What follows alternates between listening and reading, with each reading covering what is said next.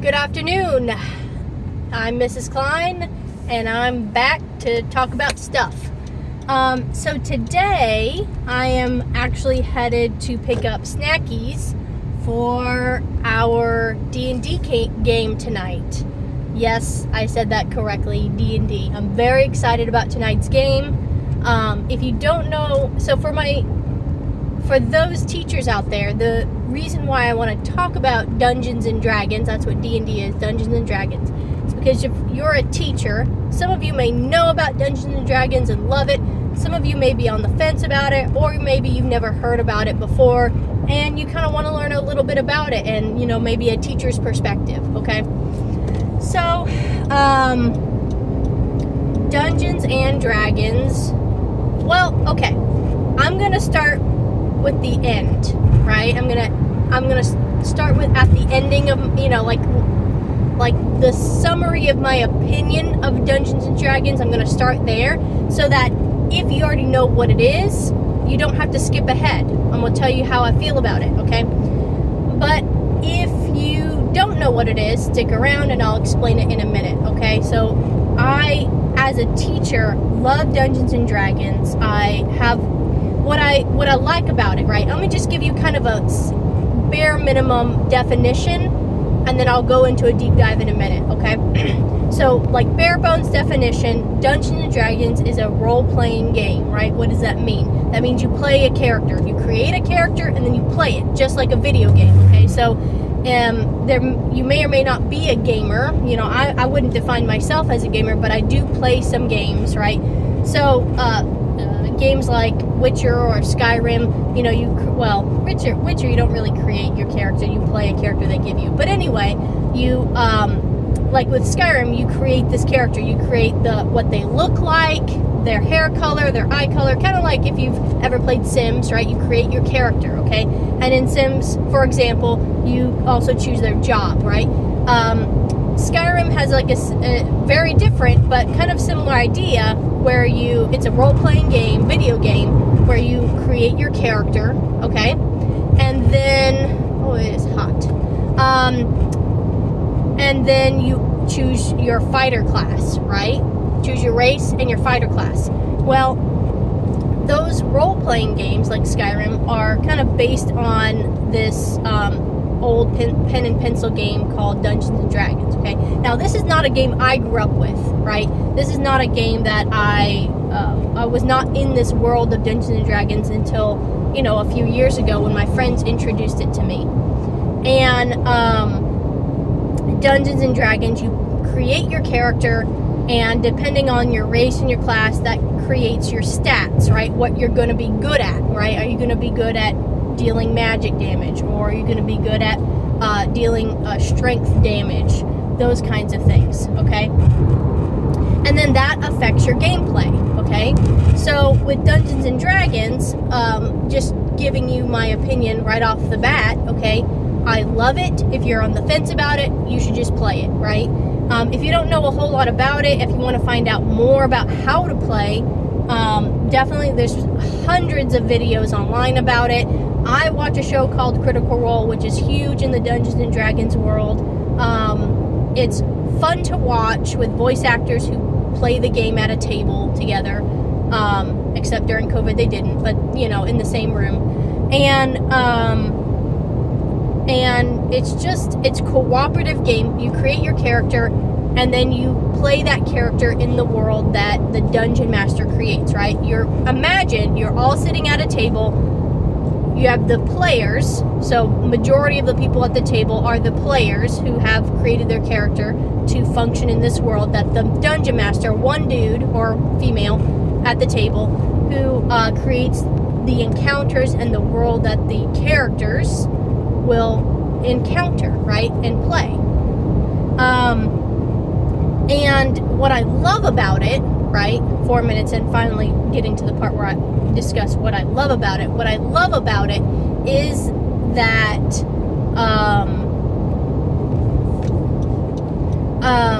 it's cooperative, right? So from a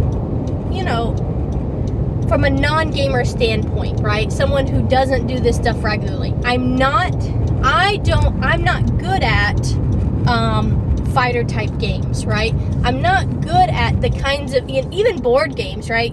I'll play them and it's okay, and sometimes they're fun. And card games, sometimes they're fun, but you're going against each other, which makes it a win-lose scenario, right? But what's fun about Dungeons and Dragons, if you're on the fence about it, what's fun is that you all cooperate at the table to overcome the challenges that your dungeon master has presented, right? And that's like, it's like self-confidence is like really built into the game, right? You don't have to worry about losing, because even if you lose an encounter or you aren't successful at overcoming a challenge, you're doing it together as a group. Okay, so you don't have to worry about success or failure. In fact, the failures can be really interesting or funny, or just any, it just makes the game more interesting, right? So that's what I would say. Skipping over if you haven't heard about Dungeons and Dragons. Oh, there's my hand. That's what I would say, is that if you're thinking about doing it but you're not sure, do it, right? If you have a friend who has been asking you, just jump right in. You'll get used to it. There is a big learning curve because there's a lot of rules. There is a rule book and there's some rules, but when you're sitting at the table, it's just kind of like a board game, right? There are rules in a board game, and you don't have to know everything when you first start playing, okay? You do need to know your character and what your character can and can't do based on the race and class you chose, but you don't have to know every rule in the rule book, okay? Your dungeon master kind of has to know a little bit more, and you'll learn as you play, right? You'll figure things out as you go. Or if you watch Critical Role, that's what I did. I just binged that show, and that taught me a ton. I didn't have to memorize the rule book, because the show kind of taught me everything, most of what I really needed to know. In a fun way, in an entertaining way. So that's my opinion, is definitely do it. I'm picking up snackies for tonight. It's always fun. Every Friday, my friends and I get together, and it's just, we play for 3 or 4 hours, and I could play forever, right? And it's so much fun. So for those of you who need a little bit more context as to how do you play Dungeons and Dragons, I'm not going to give you a deep dive. Like I said, there are plenty of videos out there about that. But what I can say is, when I first heard about Dungeons and Dragons, I didn't understand it, right? It's like, how can you create these imaginary characters and then play in an imaginary world? How does that function? How do you functionally know what you're accomplishing, or anything like that, right? And so now that I play, now I have a better understanding. Basically, you create your characters with your stats, and then you roll dice to see if you succeed or fail, right? Your dungeon master will, most of it is in your imagination, so your dungeon master will describe verbally what's going on, okay? They'll say, you and your party members are in a tavern. What do you want to do? It can be that simple. And they may give you more details as to who's in the tavern, and you may ask, and a lot of times that's part of the player's job, is to ask questions, right?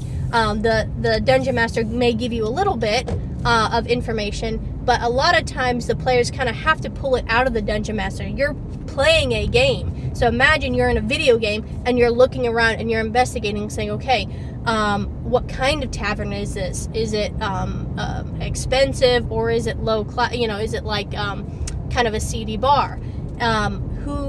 Is there a bartender? Who are the people in the room? Are they looking at me? What are they doing? Is there someone watching me? Why are they watching me? And then the dungeon master will say, well, what do you do? After you know who you are as a character, then you figure out, okay, what do I do here? Your character may be the kind of person who isn't used to being in bars, and you may, feel uncomfortable, and you may play that out, and you may you just literally verbally describe what you're going to do.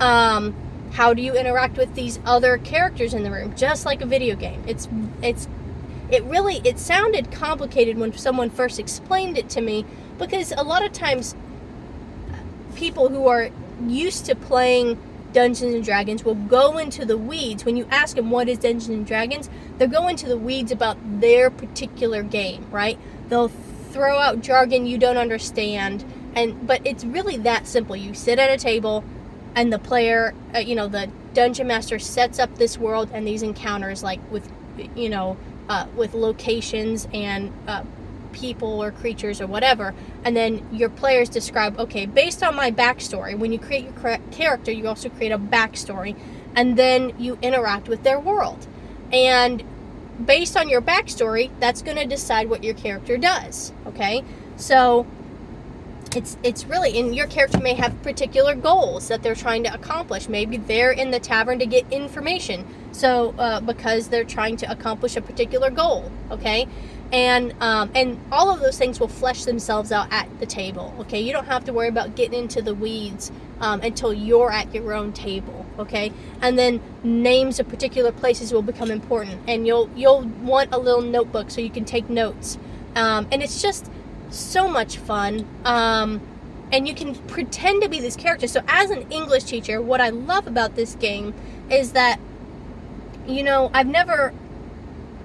I used to write a lot, stories and stuff, and I've always, when I read books, I always put myself in the character's place, and I just go on this journey.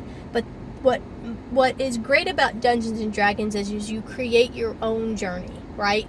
Like, you're not just imagining what you would do if you were that character. You are playing that character. You're not just in a video game where there's a limited amount of things that you can do or interact with. The sky's the limit in Dungeons and Dragons, right? Now, that being said, there are rules to the world, right? There is a rule book. There are rules. You can't just fly just because you think, I want to fly, okay? You can't, okay? There are rules to the character you chose and the class and the level that you're at, right? These characters do have levels. You do typically you'll start at level 1, unless you're a seasoned player, and then your dungeon master may start you at level 3. But there are levels, and you do have to gain XP through overcoming encounters and level up, which will allow you to be more successful. You can add more points to your dice rolls, right? Remember, you roll your dice to see if you can succeed or fail. And then as you level up, the higher your modifiers, those points that you add to your dice rolls, which means you'll likely become more successful the higher your level, right? But really, there's a lot less limitations. Like in a video game, even in a huge open world like Skyrim, right? Which is so many options, so many, things you can do. You have even more options in Dungeons and Dragons because you create your character and their goals, right? You don't have to follow somebody else's goals, right? And you don't have to, you create your own. Each player is their own, like the hero of their own story, right? Except because it's cooperative, you're not supposed to be the only hero, right? Your whole party is like a party of heroes, right? Or villains, depending on your alignment. Okay, you don't have to necessarily create a good character. And so, from an English teacher's standpoint, you can create your character and then go on this journey and really dig deep and develop into these ideas and themes that your dungeon master has for you to kind of investigate. Your character may have a missing backstory that they have to go investigate, or have a curse upon them that they have to remove, right? Depending on how you wrote your backstory. There's just so many unlimited fun options. Now, the other thing I will say as an English teacher, this is a great game for kids too, right? As long as under adult supervision, this is a great game for kids to learn to interact with one another, right? This is a social game. And so that's the other part I love about this game, is that this is a safe environment where kids can interact socially. So definitely is a great way to get kids together to have positive fun, right? You need that adult supervision just to make sure the experience is positive, right? Because kids will make mistakes, right? That's the point. This is a safe social environment. And if they do things in the game that are, it's easy in some video games to do whatever you want and have no consequences, right? What was that driving game from 10 years ago that we grew up with, where you could just rob any store and, destroy anything? And there was, in Dungeons and Dragons, the dungeon master, yes, you can do whatever you want, but there are consequences to your actions, right? And so this is a really great social game that teaches kids about interacting with each other and with characters in the game.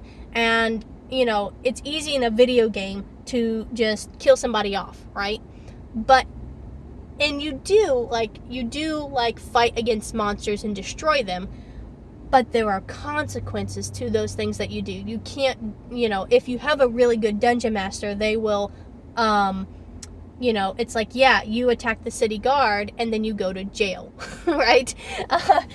You can definitely do a really, you can definitely show kids in the right way how to interact with one another and how to interact in a game and still have fun.